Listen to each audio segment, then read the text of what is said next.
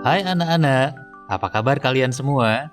Kali ini kita akan membahas tentang pesan moral dalam sebuah cerita, atau yang biasa kita sebut dengan amanat.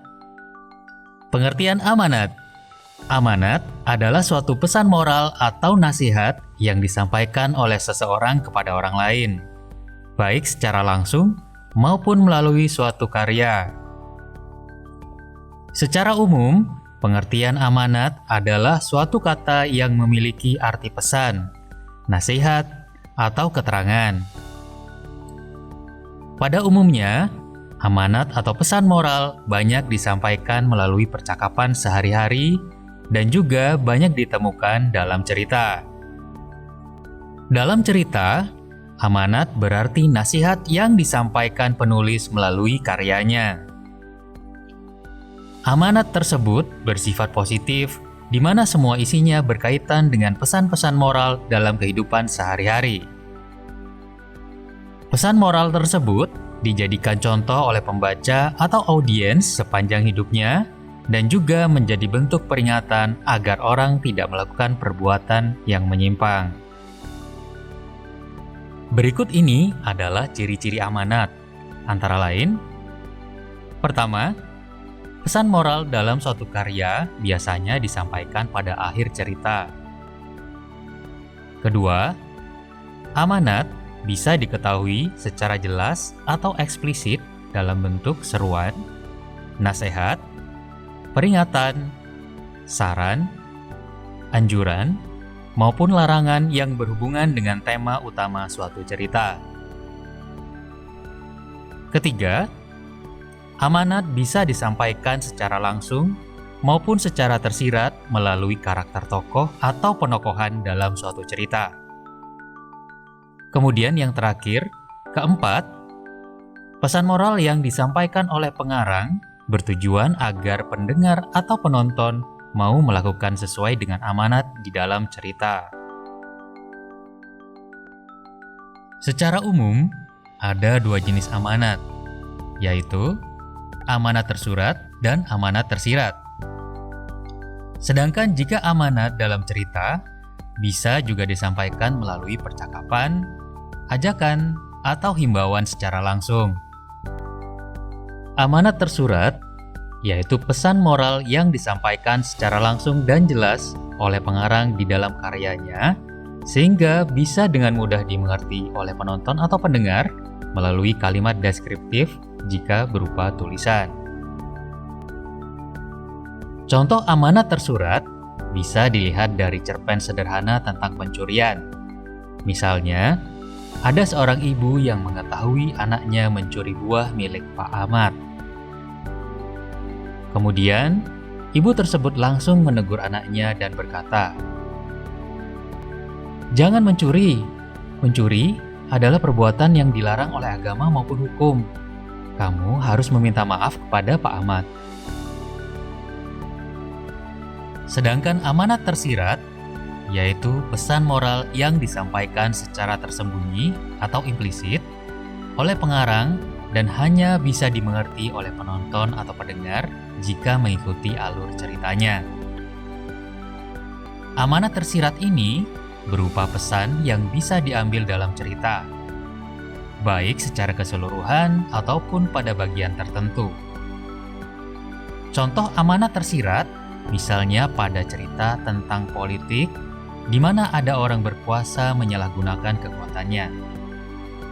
Hasilnya, kejahatannya ketahuan dan mendapatkan celaka di kemudian hari. Dari cerita tersebut, ada amanat tersirat bahwa setiap perbuatan jahat selalu mendapatkan balasan. Nah, sekarang bagaimana cara menentukan amanat sebuah cerita? Caranya cukup mudah. Intinya, amanat berisi pesan moral, saran, atau ajakan untuk melakukan hal baik. Untuk hal bersifat positif, penulis cenderung menggunakan kalimat ajakan. Sedangkan untuk hal negatif, berisi perintah larangan. Untuk kalimat larangan, biasanya menggunakan kata jangan Amanat cerita tersebar secara bebas, tapi biasanya muncul di bagian akhir cerita.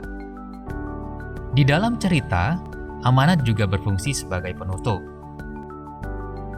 Sekarang, mari kita ikuti kisah antara semut dan belalang.